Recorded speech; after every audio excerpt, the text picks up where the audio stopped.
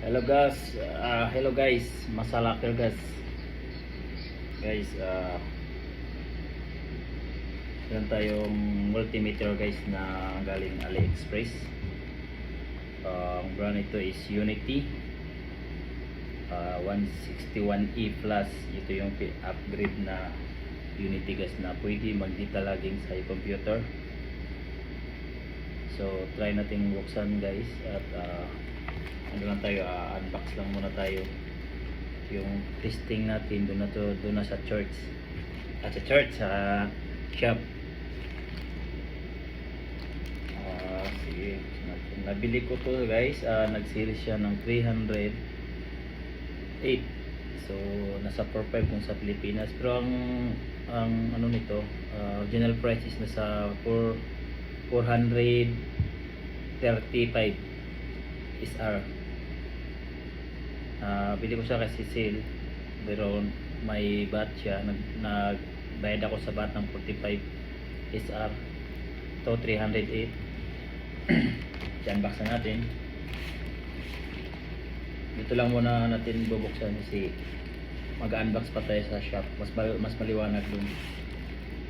Ito for delivery, ano lang to, sa refund purposes lang, na dumating ba yung item natin, yung pang-vlog natin doon na sa shop.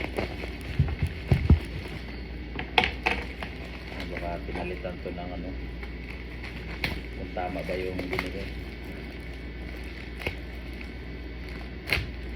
Kung mali yung binigay guys, ibalik natin kagad yung item kasi it's better na mabalik kagad para at least mapalitan nila yung tamang. Ito, may kasama siyang bag. Unity ata yung bag nito. Ito yung bag niya, Unity. Yung laman niya is probe lang. Ito lang laman niya, yung test probe, pero alam ko meron to siyang mga accessories sa loob na nito. Ito guys, 61 UT61 Plus series. Bakit 61 Plus? Ang binili ko 61E Plus.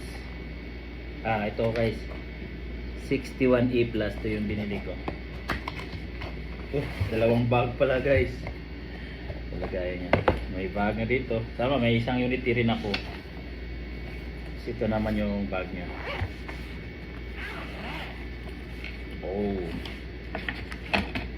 Manual niya. Pag natin ito basahin, doon na lang pag dito makaintindi.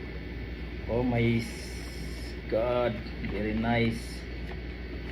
Ito yung converted niya guys, converter na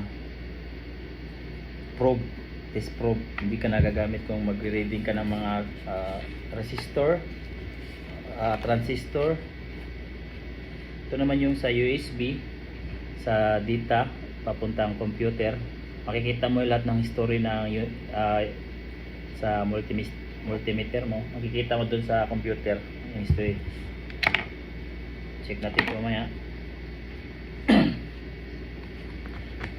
May presyo, dalawang bag. Mas solid yung ano niya. Yung test probe niya guys, solid, maganda. Naka 100 volts, 600 volts, 16. Tapos just tingin ko wala pang battery to. Si Unity hindi nagbibigay ng battery. Hindi natin matesting to guys, sa shop pa talaga siya matesting. Unity, baka naman makailan na ako sa'yo. So ito yung item natin. So grabe ka premium guys. Ganda yung gilid niya, yung dito niya. Ito yung NCB niya sa non-contact voltage. May na siya dito, yung pad nilalagay. Kaya natin i-on natin kung may battery ba siya. Wala guys. MAPI battery guys, MAPI. So bukas pa talaga natin ito matitesting ng lahat ng resistance, diode, capacitance, amperes, milliamperes, temperature. Bukas na natin to mano. Malaki ito guys, ang size nito is nasa 7.4 inches.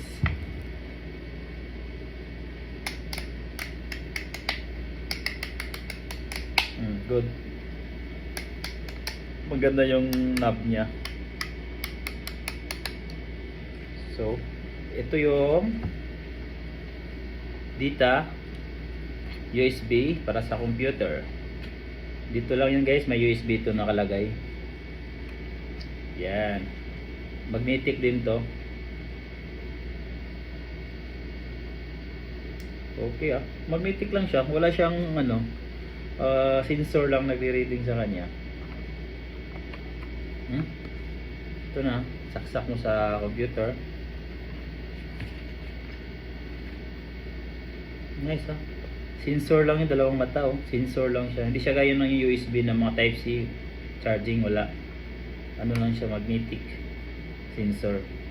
Tapos ito naman yung converter niya na para sa mga transistor.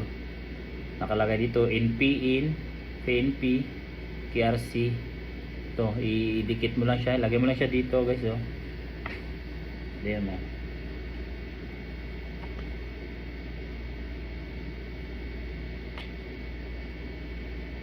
Okay. Ganyan lang siya. So wala pa tayong battery. So bukas na natin matitesting yung continuous vlog natin para sa Unity guys is branded to guys na multimeter. Ito yung panglaban natin sa mga mahaling multimeter na digital. So wala pa tayong battery. So bukas na natin matesting to kung accurate ba ito or hindi. Pero nakita ko sa lahat ng mga vlog nito guys, accurate siya kasi pinag-compare siya ng mga flock sa flock. At bukas natin sa shop, i-testing natin yung mga niya, yung mga readings niya. Tapos bubuksan natin yung buong katawan niya kung anong maganda yung mga PCB layout. Guys, hanggang dito na lang. Unity, thank you.